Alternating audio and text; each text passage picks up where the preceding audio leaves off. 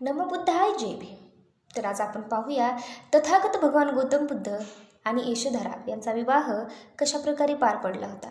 तर चला मग सुरुवात करूया. दंडपाणी नावाचा एक शाक्य होता. त्याला यशोधरा नावाची एक मुलगी होती. ती आपल्या सौंदर्याविषयी व चारित्र्याविषयी खूप प्रसिद्ध होती. यशोधरेने 16व्या वर्षात पदार्पण केले होते व दंडपाणी तिच्या लग्नाच्या चिंतेत होता.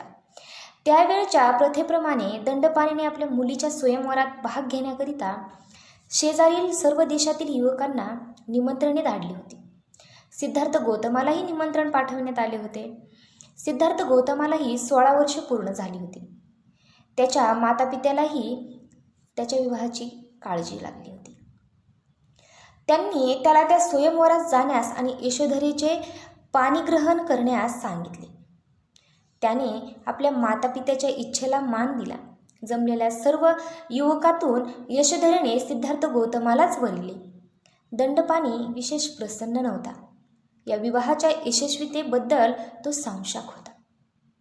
तर दंडपाणी हा विशेष प्रसन्न का नव्हता आणि तो ह्या विवाहाबद्दल संशय का होता हे आपण पुढच्या भागात पाहूया. नमो बुद्धाय जय भीम.